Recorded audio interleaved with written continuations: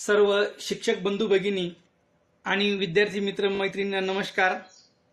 फक्त शिक्षण या यूट्यूब चॅनलवर आपल्या सगळ्यांचे स्वागत.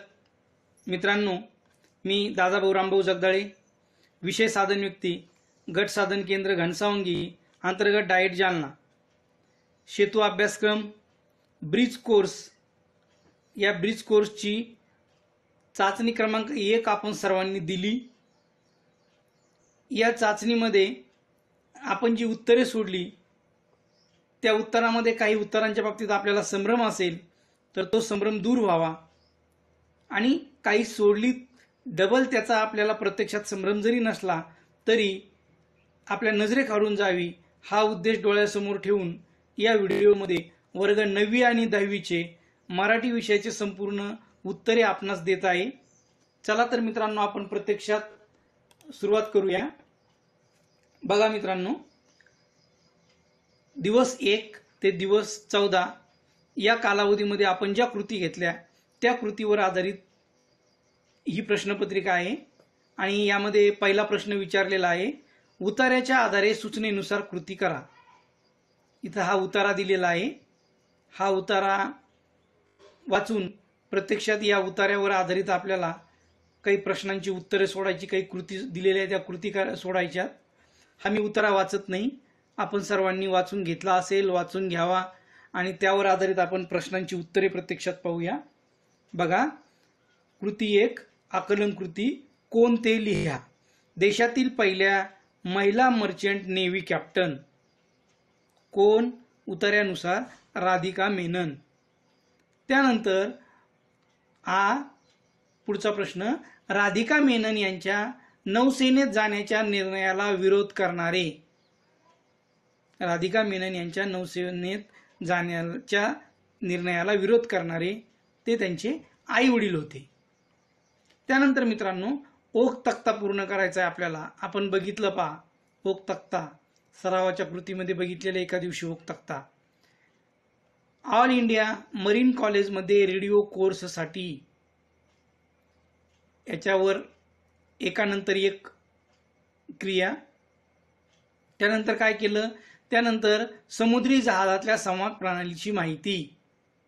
नंतर जहाजात काम करायला त्या उत्सुक. नंतर शिपिंग कॉर्पोरेशन ऑफ इंडियामध्ये प्रशिक्षक. आणि शेवटी समुद्री जहाजात काम करण्याचे स्वप्न पूर्ण. या पद्धतीनं आपल्याला हा ओक तक्ता मित्रांनो पूर्ण करता येईल. गुलाबी अक्षरामध्ये जे लिहिलेलं आहे ते उत्तरे आहेत. ओके, पुढे जाऊया मित्रांनो. चौकट पूर्ण करा. राधिका मेनन यांचे स्वप्न. राधिका मेनन यांचे काय स्वप्न होतं? समुद्री जहाजात काम करणे. त्यानंतर दुसरा, मर्चंट नेव्हीच्या ज्या जहाजाची कमांड राधिका मेनन यांनी सांभाळली ते जहाज, त्या जहाजाचं नाव काय आहे? संपूर्ण स्वराज्य. त्यानंतर मित्रांनो, स्वमत आहे, धाडसी कॅप्टन राधिका मेनन या पाठाच्या आधारे तुम्हाला समजलेली राधिका मेनन यांची गुणविशेष सांगा. धाडसी कॅप्टन राधिका मेनन या आपल्याला उतारा दिलेला आहे. त्या उतार्याच्या आधारे आपल्याला प्रत्यक्षामध्ये त्यांची गुणविशेष सांगायचे. बघा, धाडस आणि काहीतरी करून दाखवणे हे राधिका मेनन यांचे गुणविशेष होय. त्या निश्चयी होत्या. त्यांची नौसेनेत जायचं त्यांनी निश्चित केलेलं होतं. आई वडिलांना राजी केलं. जोखीम पत्करण्याची तयारी हे त्यांचं इथं एक महत्त्वाचं गुण वैशिष्ट्य निदर्शनास येतं. आपल्या जे ठरवलं ते करणं आणि त्यासाठी कष्ट करणे, कष्ट करायची तयारी, हा त्यांचा इथं गुणविशेष लक्षात येतो. प्रारंभी यशस्वी प्रशिक्षण पूर्ण केले. आपले स्वप्न पूर्ण करण्यासाठी घरापासून त्या दूर राहिल्या आणि शेवटी पहिल्या महिला मर्चंट नेव्ही कॅप्टन बनण्याचा मान देखील त्यांनी मिळवला. अशा पद्धतीनं राधिका मेनन यांचे इथं आपल्याला काही गुणवैशिष्ट्ये, गुणविशेष इथं निदर्शनास येतात. त्यानंतर मित्रांनो, कवितेच्या आधारे सूचनेनुसार कृती करा. इथं कविता दिलेली आहे. बघा, ही कविता, या कवितेच्या आधारावर आपल्याला काही प्रश्न विचारलेली. ही कविता वाचण्यात वेळ नाही घालत मी. आपण आकृती पूर्ण करा. भाषेची वैशिष्ट्ये. भाषेची वैशिष्ट्ये बघा, इथं भाषेची वैशिष्ट्ये विचारलेली आहे. काय भाषेची वैशिष्ट्ये सांगितलेली बघा. भाषेची वैशिष्ट्ये चांदण्यासारखी शीतल, अनेक बोली भाषा. चांदण्यासारखी शीतल, हे बघा, कधी चांदणे शीतल, कधी तप्त लोहापरी, कधी चांदणे शीतल. आणि अनेक बोली भाषा, लिहुनिया नाना बोली, म्हणजे विविध बोली भाषा आहे मराठीमध्ये. ही मराठीची भाषेची असंख्य वैशिष्ट्ये आपल्याला कवितेला अनुसरून वैशिष्ट्ये सांगायची. ही 2 वैशिष्ट्ये इथं सांगता येतील. त्यानंतर खालील काव्यपंक्तीचा सरळ अर्थ तुमच्या शब्दात लिहा. माझ्या मराठी भाषेची काय वर्णावी थोरवी, दूर दिशी ऐकू येते माझ्या मराठीची ओवी. याचा सरळ अर्थ आपल्या शब्दात लिहायचा आहे. तो असा लिहिता येईल मित्रांनो थोडक्यात. वरील पंक्तीत कवयित्री मृणाली कानिटकर जोशी म्हणतात की माझी मराठी भाषा महान आहे. माझ्या मराठी भाषेची महती मी काय वर्णन करावी, ती अवर्णनीय आहे. माझ्या मराठी भाषेची महती दूरदूरच्या देशात पसरलेली आहे. माझ्या मराठीची ओवी वेगवेगळ्या देशात ऐकायला मिळते. वेगवेगळ्या साहित्यिकांनी, संतांनी मराठीची महती वेगवेगळ्या देशामध्ये पोहोचवलेली आहे. असा संदेश इथं मित्रांनो आपल्याला कवयित्री देतात या ओळीच्या माध्यमातून. त्यानंतर सूचनेनुसार कृती करा. पुढील ओळीतील उपमेय व उपमान ओळखून अलंकाराचे नाव. उपमेय उपमान ओळखायचे. आभाळागत माया तुझी आम्हावरी राहू दे. उपमेय आहे याच्यामध्ये तुझी माया, उपमान आहे आभाळ, आणि अलंकार आहे उपमा अलंकार. त्यानंतर पुढील वैशिष्ट्यांच्या अलंकाराचे नाव ओळखून त्या अलंकाराचे उदाहरण लिही. उपमेय उपमान आहे असे वर्णन जेथे असते तो अलंकार कोणता असं विचारलेला आहे, तर तो उत्प्रेक्ष अलंकार आहे. आणि त्याचं उदाहरण द्यायला सांगितलं बघा मित्रांनो. उदाहरण आपल्याला असं देता येईल. किती माझा कोंबडा डौलदार, मान त्याची किती बाकदार, शिरोभागी तांबडा तुरा हाले, जणू जास्वंदी फुल उमललेले. या पद्धतीनं आपल्याला या प्रश्नाचं उत्तर देता येईल मित्रांनो. या पद्धतीनं प्रश्न 9वीची झाली उत्तरपत्रिका. त्यानंतर आता आपण प्रत्यक्षामध्ये वर्ग 10वीची उत्तरपत्रिका बघूया. बघा, दिवस क्रमांक 1 ते 14 या ज्या कृती सोडलेल्या आहेत त्यानुसार ही 10वीची उत्तरपत्रिका आहे, आपली प्रश्नपत्रिका आहे. त्यानुसार आपण उत्तरपत्रिका बघणार आहोत. बघा, कृती पुढील उतार्याच्या आधारे सूचनेनुसार कृती करा. पुढील उतार्याच्या आधारे सूचनेनुसार कृती करा. इथं उतारा दिलाय आणि त्या उतार्यावरून आपल्याला काही कृती सोडवायच्यात, काही कृती करायच्यात. कृती 1, पुढील उतार्याच्या आधारे सूचनेनुसार कृती करा. आता इथं मित्रांनो प्रत्यक्षामध्ये हा उतारा वाचत नाही. उतारा वाचण्यात वेळ जाईल आपला. आपण सरळ उत्तर बघूया. खालील कृती पूर्ण करा. जंगलात शिकार होणारे प्राणी. जंगलात शिकार होणारे प्राणी कोणते आहे? उतार्यानुसार हरिण व सांबर. हे बघा, जसे तर जंगलात शिकार होणारे प्राणी जसे हरिण, सांबर व काळवीट मोठ्या आवाजात ओरडत धोक्याची सूचना देतात. हे जंगलात शिकार होणारे प्राणी. त्यानंतर तुलना करा. जंगली प्राणी, पाळीव प्राणी, ह्या दोघांची तुलना करायची आपल्याला 2-2 वाक्यामध्ये. बघा, जंगली प्राणी निसर्ग निर्मित अथवा झाडाझुडपात जंगलात राहतात. निवारा त्यांचा निसर्ग निर्मित अथवा झाडाझुडपात जंगलात निवारा असतो. तर पाळीव प्राण्याचा मानव निर्मित गावात निवारा असतो. त्यानंतर जंगली प्राण्यांना पोटासाठी शिकार करावी लागते. मात्र पाळीव प्राण्यांची पालन करणारा पोटाची व्यवस्था करतो. जो मालक असतो पालन करणारा, उदाहरणार्थ आपल्याकडे गाय आहे, बैल आहे, म्हैस आहे, हे पाळीव प्राणी आहे आणि यांची पोटाची व्यवस्था त्यांचा जो मालक असतो तोच करतो. मात्र जंगली प्राण्यांना पोटासाठी शिकार करावी लागते. पुढे जाऊया मित्रांनो. आपल्याला स्वमत लिहायचंय. जंगल भ्रमंती या विषयावर तुमचे अनुभव कथन करा. आता प्रत्येकाचा आपापला वेगवेगळा इथं अनुभव येईल. माझा विद्यार्थी दशेतला हा अनुभव आहे, विद्यार्थी जीवनातला. बघा, माझा अनुभव थोडक्यात मांडतो म्हणजे तुम्हाला देखील तुमचा इथं जंगल भ्रमंतीवरला अनुभव लिहायला मार्गदर्शक ठरेल. बऱ्याचदा आपण केलंही असेल पण आपल्याला लिहायला अडचणी येत असतील तर हा माझा अनुभव तुम्हाला थोडा मार्गदर्शक ठरू शकतो.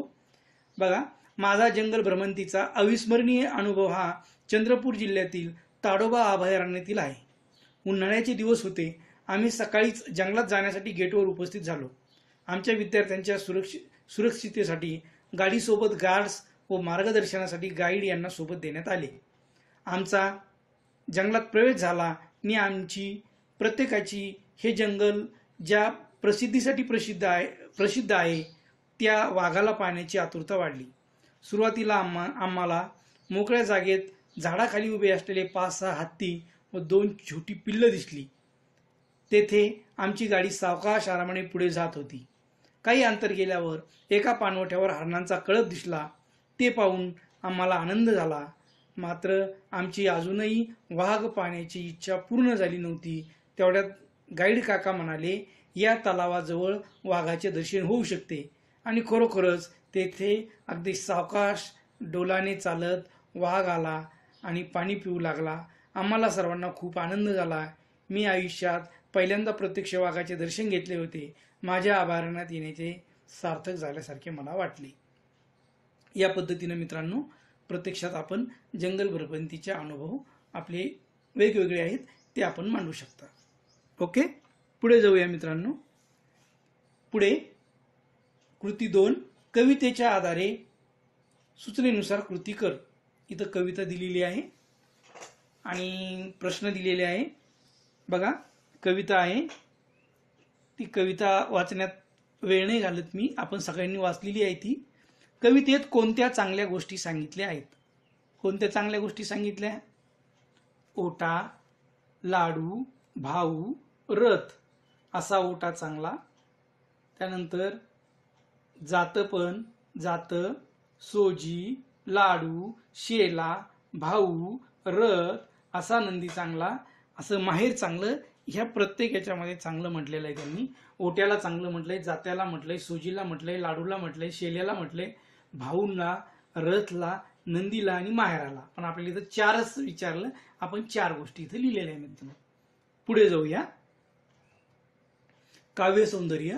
तापी काठची चिकन माती, ओटा तरी बांधू ग बाई. असा ओटा चांगला तर जात तरी मांडू ग बाई. या काव्य पंक्तीतून व्यक्त होणारा विचार सौंदर्य स्पष्ट करा. तापी काठची चिकन माती, ओटा तरी बांधू ग बाई.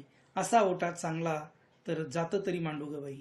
या काव्यपंक्ती मित्रांनो, आणि या काव्यपंक्तीचं विचार सौंदर्य स्पष्ट करायचंय. बघा, सदर काव्यपंक्ती या सदाशिव माळी यांच्या माहेर या कवितेतल्या असून वरील पंक्तीत एक विवाहित स्त्री आपल्या माहेरच्या तापी नदीकाठच्या मातीचा गुणधर्म सांगते. तापीची माती चिकट आहे. मी या चिकट मातीचा ओटा बांधणार असून तो चांगल्या प्रतीचा ओटा तयार होईल आणि त्या ओट्यावर मग मी जात मांडणार आहे. असा भाव ती बाई इथं व्यक्त करत आहे, स्त्री व्यक्त करत आहे. आपल्या माहेरच्या वस्तू किती स्त्रीला प्रेम असतं हे देखील यातून मित्रांनो व्यक्त करत आहे. पुढे जाऊया आपण. कृती 3 मध्ये व्याकरण घटकावर आधारित कृती आहे. इथं बघा, खाली दिलेल्या ओळीतील अलंकार ओळखा. आणि ओळी दिल्या, बाई काय सांगू, स्वामीची ती दृष्टी, अमृताची वृष्टी मज होय. आणि त्यांनी म्हटलंय अलंकार ओळखा. आता बघा, अलंकार इथं रूपक अलंकार आहे. स्वामीची दृष्टी व अमृताची वृष्टी दोन्ही एकरूप मानलेले आहेत, म्हणून इथं रूपक अलंकार होतो मित्रांनो. त्यानंतर आला हा दारी, उभा वसंत फेरीवाला, पोते खांद्यावरी सौद्याचे, देईल ज्याचे त्याला. इथं अलंकार विचारलाय मित्रांनो. इथं चेतना गुणोक्ती अलंकार आहे, कारण निर्जीव वस्तू सजीवाप्रमाणे वागतात असं इथं वर्णन आलेलं आहे. यांनी वसंत ऋतूला फेरीवाला असं म्हटलेलं आहे इथं, म्हणून चेतना गुणोक्ती अलंकार मित्रांनो. नंतर 2 नंबर, उपमेय म्हणजे काय, तर ज्याला उपमा देतात त्यास उपमेय असं म्हणतात. आणि उपमान म्हणजे काय, ज्याची उपमा देतात त्यास उपमान असे म्हणतात. असं एका वाक्यात आपल्याला सांगता येईल. मित्रांनो, आपण सर्वांनी या उत्तरांचं निरीक्षण करावं. आपल्याला जिथं संभ्रम वाटला तो आपला संभ्रम दूर करून घ्यावा. आपण सर्वांनी ऐकलं त्याबद्दल आपल्या सगळ्यांचे धन्यवाद. थांबतो इथे.